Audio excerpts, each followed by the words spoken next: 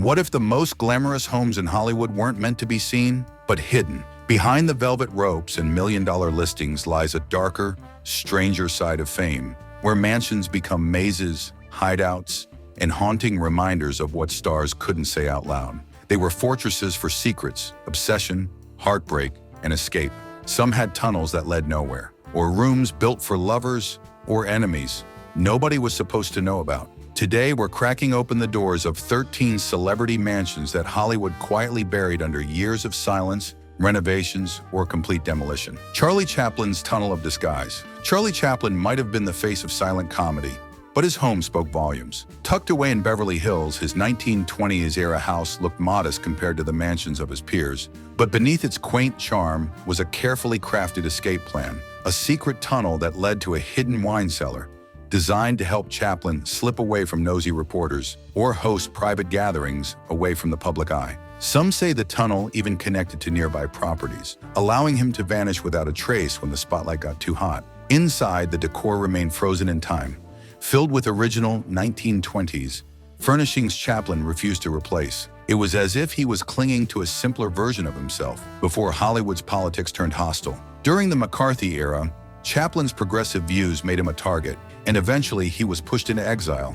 The house itself became a quiet protest, a place where whimsy masked defiance. He even built a miniature outdoor stage to test out jokes, reflecting his constant need to create, even in isolation. Today, the home isn't open to tours, but its legend lives on. Proof that behind every funny man, there's often something he's trying hard to hide. Howard Hughes' Fortress of Fear. Howard Hughes didn't just build a mansion, he engineered a stronghold. Hidden deep in Beverly Hills behind towering hedges and layers of steel-reinforced secrecy, Hughes's estate wasn't designed for luxury, it was designed for control. Every room was customized with almost obsessive detail. Furniture had to be placed at exact angles, air filters ran non-stop, and the temperature in each room was calibrated to his strict preferences. As his paranoia grew, so did the mansion's labyrinth. Hidden passageways, soundproof rooms, and even a private airstrip were added to ensure he'd never need to interact with the outside world. At one point, Hughes went months without stepping outside, relying on assistants who weren't even allowed to speak to him directly.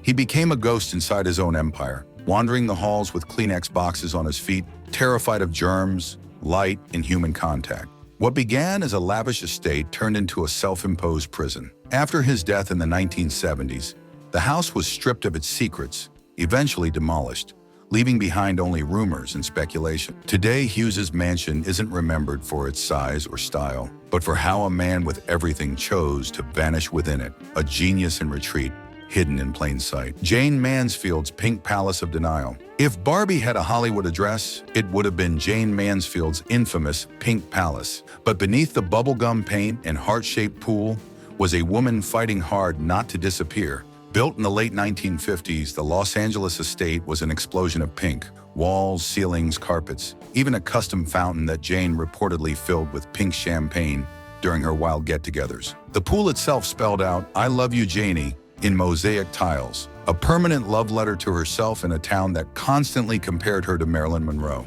Every inch of the house screamed for attention because Mansfield refused to fade into the background. She knew she wasn't the studio's favorite, and that made her double down. Her husband at the time, Mr. Universe Mickey Hargitay, helped build much of the estate, but even their over-the-top dream home couldn't hold their marriage or her career together. Beneath the flashy exterior was a woman trying to stay visible in a world that often blurred boldness with desperation. The mansion became a symbol of her resistance to be forgotten. Torn down in 2002, the Pink Palace is gone, but the legend of Jane Mansfield's unapologetic flair still lingers like a pink spotlight that refused to dim. Eene Harlo's House of Death. Eene Harlo's home in Beverly Hills looked ordinary, almost modest compared to other star estates, but the quiet exterior masked a legacy soaked in tragedy. The first blow came in 1932, when her husband, MGM executive Paul Byrne, was found dead inside the house just months after their wedding. The official story was a self-inflicted gunshot wound,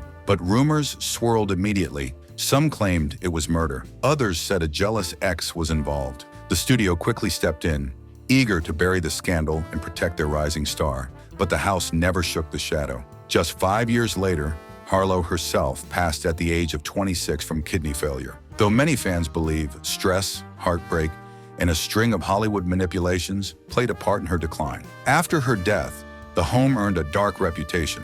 Owners reported cold spots, strange sounds, and a persistent heaviness in the air. Some even claimed to see Harlo's ghost wandering the halls. While skeptics chalk it all up to coincidence, the mansion remains a symbol of Hollywood's darker undercurrent, the cost of fame when image mattered more than truth. Eene Harlo died young, but the house she left behind never stopped whispering. Marion Davys' coastal kingdom perched along the Pacific Ocean in Santa Monica. Marion Davys' estate looked like something out of a royal fantasy. With over 100 rooms, 55 bathrooms, and a pool the size of a lake, it was one of the most extravagant homes Hollywood had ever seen. But Davys didn't build it alone. It was financed by her powerful partner, media tycoon William Randolph Hearst. To the outside world, it was a place of glitz, filled with marble statues, ballroom parties, and A-list guests like Winston Churchill and Charlie Chaplin. But behind the grand facade was a quiet truth. The estate was also a gilded cage. Marion, a talented actress in her own right, spent much of her career in Hearst's shadow. As his influence waned during the Great Depression, so did hers. When Hearst hit financial trouble in the 1930s, large parts of the property were sold off, and eventually the main mansion was demolished in the 1950s. All that remains today is the guest house and the iconic pool, now part of the Annenberg Community Beach House. What was once a symbol of power and prestige now serves as a public space, an echo of the Hollywood dream and the private sacrifices that often built it. Mary Pickford's Golden Cage. Mary Pickford was Hollywood royalty, America's sweetheart, and one of the first true film moguls. So it's no surprise her Beverly Hills mansion, Pickfair, looked like a palace, with 42 rooms, sweeping staircases, and a guest list that included Albert Einstein, Amelia Earhart, and Charlie Chaplin. The estate was the beating heart of early Hollywood glamour. But after the cameras stopped flashing, Pickfair became something else entirely. Mary shared the mansion with her husband, Douglas Fairbanks, and together they were the power couple of the silent film era. But when their marriage collapsed in the 1930s, so did Pickford's public presence. She withdrew from the spotlight and, over time, from the world. In her later years, Mary rarely left the mansion. Friends said she wandered through its halls, haunted by memories of her lost fame and broken relationship. Pickfair, once alive with conversation and creativity, became a shrine to what had been. When it was demolished in the 1990s, reportedly due to termite damage and whispers of paranormal activity, film historians were outraged. To them, it wasn't just a house, it was a living piece of cinematic history. And for Mary Pickford, it was the one place she could disappear without ever leaving. Clark Gable's ranch retreat. While many stars chased fame with marble mansions and glittering galas, Clark Gable quietly escaped to a ranch in Encino, a far cry from the red carpets of Hollywood. Known as the King of Hollywood for roles like Rhett Butler in Gone with the Wind, Gable lived a surprisingly down-to-earth life away from the spotlight. His property wasn't flashy.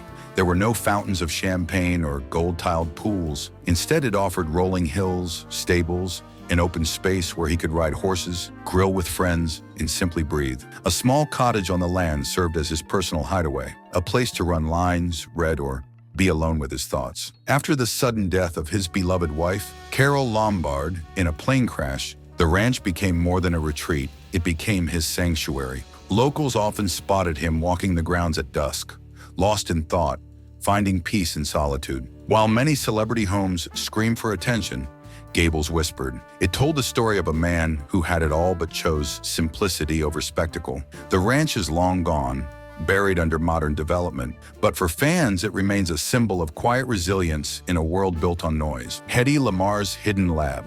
Heidi Lamar was hailed as one of the most beautiful women in Hollywood, but her home told a very different story, one of intellect, innovation, and a quiet kind of rebellion. Nestled high in the Hollywood Hills, her sleek, modern home was flooded with natural light and minimalist design. To most, it looked like a glamorous retreat, but tucked away inside was something far more unexpected, a private workshop where Lamar spent hours tinkering with inventions. Unbeknownst to the public, she co-developed a groundbreaking communication system known as frequency hopping, a technology that would later become the foundation for Wi-Fi, Bluetooth, and GPS. At a time when women, especially actresses, weren't taken seriously in scientific circles, Lamar kept her second life hidden. Few in Hollywood knew the full extent of her mind. She rarely invited guests into the workshop, preferring solitude over red carpets. Her home became a secret lab, a place where beauty and brainpower quietly coexisted.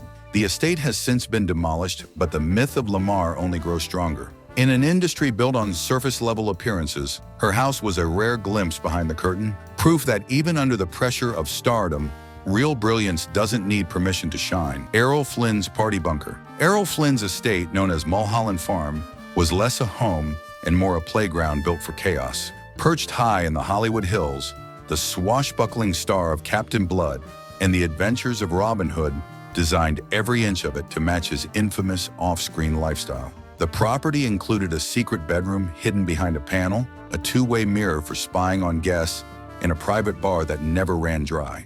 Rumors swirled about wild parties, scandalous affairs, and uninvited guests who somehow never left. A personal pistol range completed the setup, because of course it did. Flynns' estate became a physical manifestation of his myth, unpredictable, thrilling, and a little dangerous. But as his career faded in the 1950s and his health crumbled under the weight of excess, Mulholland Farm began to rot. The once vibrant estate fell into neglect, eventually demolished like so many forgotten Hollywood dreams. What remains is a legend. Stories of secret tunnels, wild nights, and Flynns' devil-may-care charm still captivate fans. His home didn't just reflect who he was, it exposed him. Loud, reckless, and never quite in control. Errol Flynn built a kingdom where the party never stopped, until it did. Dolores Del Rio's Culture House. Dolores Del Rio didn't need gold ceilings or heart-shaped pools to stand out. Her Los Angeles home, built in the 1920s by visionary architect Richard Neutra,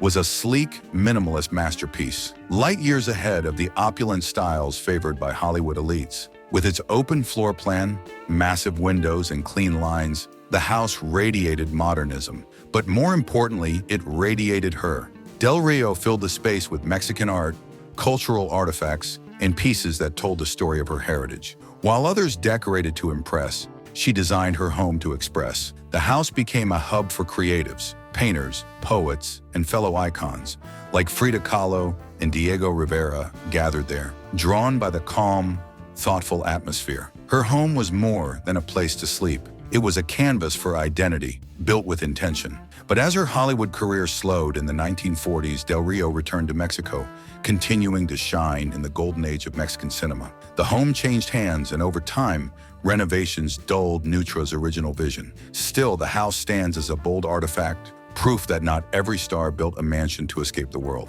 Some, like Del Rio, built one to invite the world in on their own terms. Fame fades, spotlights dim, but the walls remember. These hidden celebrity homes weren't just shelters. They were stages for the unfiltered, often uncomfortable truth behind Hollywood's glitter. Some masked heartbreak, others held onto secrets too strange for tabloids, and a few simply vanished, leaving only rumors behind. In a town built on illusion, these homes told stories the cameras missed. Because when the scripts run out and the crowd stop cheering, what's left behind isn't always gold. Sometimes it's a hidden tunnel, a cursed pool, or a silence too heavy to ignore. And that's the part no one was supposed to see.